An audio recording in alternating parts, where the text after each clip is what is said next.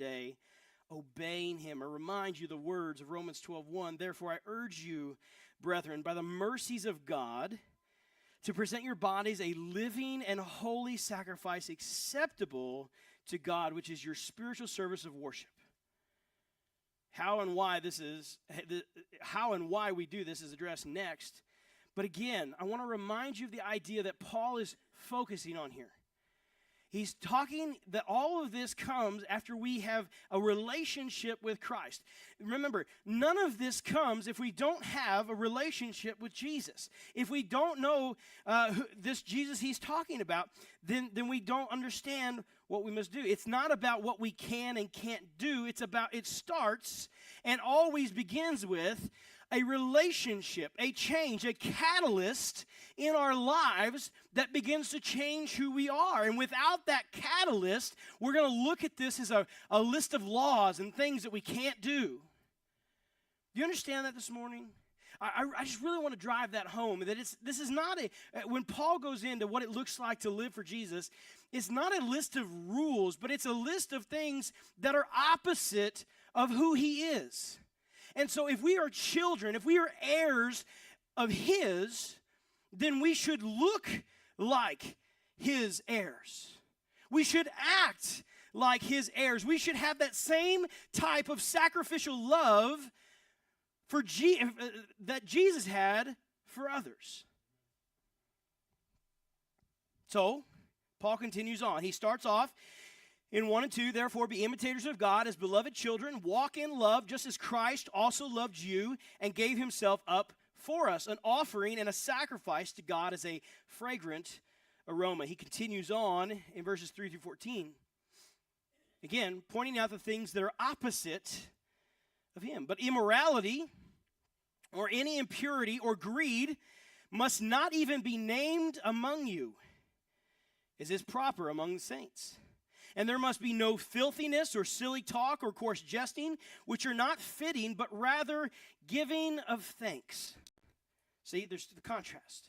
This is what not to do. This is what we should do.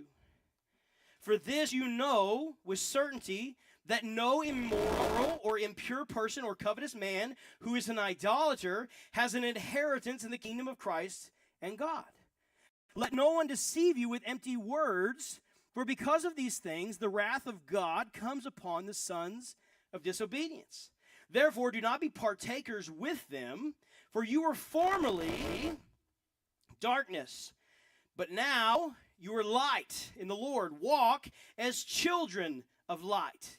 For the fruit of the light consists in all goodness and righteousness and truth, trying to learn what is pleasing to the Lord. Do not participate in the unfruitful deeds of darkness, but instead even expose them. For it is disgraceful even to speak of the things which are done by them in secret. But all things become visible when they are exposed by the light. For everything that becomes visible is light. For this reason it says, awake, sleeper, and arise from the dead, and Christ will shine on you. So again, reminding you of where we're at and what we're doing, okay? Remember that we are in Ephesus, okay? And Paul is writing to the church, reminding them of things to prepare for, not because they have a specific problem, but these are things that we need to remember as we do life, that we don't begin to drift away from the message of Christ and drift into the things that we are surrounded by.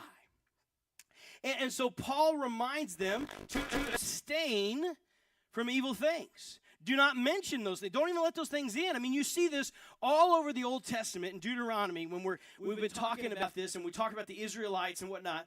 When God tells them to go in and possess the land, they says, get rid of it all. Why? Well, come on, Lord, they got some cool stuff. The Lord knows that if those things are around, his people will be corrupted. And so he gives them orders to get rid of it all. And so Paul kind of echoes that here. He says, listen, don't even let that stuff in. Just abstain from that stuff. Focus on the catalyst that happened in your life. That catalyst being a relationship with Jesus. Now, if we're not careful here, we can begin to think of it, this is work. So I've got to follow Jesus and not do this and not do this and not do this. No, no, no, no, no. Hear me when I say, start with Jesus. A relationship with Jesus, learning about who he is and what he has done for you is the beginning point. If you look at a relationship with Jesus as a checklist of things that I have to do, you will fail. Because you don't truly know who Jesus is and what he's done for you. If you lean into the love that Jesus had for you, and you lean into all that he's done for you, and just exactly what he did for you, and hey, perfect timing here. We're going right into the Christmas season. If you focus on what he's done for you, all of this stuff, you begin to understand, is a waste. This leads to nothing. This doesn't, filthiness and silly talk and coarse jesting, which are not fitting, but rather giving thanks. Hey, listen, we just spent a whole day hopefully giving thanks for all that the Lord had done for us. Paul is saying each and every day, you should be giving thanks. Even on a cold 25-degree day, you should be thankful for that sun that is shining out there right now. We give thanks. Paul is reminding his people there because there are things all around them that are drawing them or trying to draw them away. And you know what this is like. This is not something new to you. I don't have to tell you that the world is evil, that there are things out there that will draw you away from your relationship with Christ. You know that. You're smart people. So hear me when I say this. This is not a checklist of things I can and cannot do. This is a warning. This is a be prepared. This is a make sure that you have a relationship with Jesus. And what I mean by a relationship with Jesus is that you are getting to know him. Getting to know you. Okay? You're spending some time with him. You're understanding how to live for him. Paul addresses, he says, listen, you used to be that way. You used to live in the darkness. But you've been brought to the light. Don't let darkness back in. As I was reading and studying this, I thought the other day, I always like to walk to my deer stand in the dark. Because I feel like if someone's going to attack me, we're going to get a fair chance. You know, like, you can't see me, I can't see you, so let's just do this, right? It's a stupid thing. I get eaten alive, probably.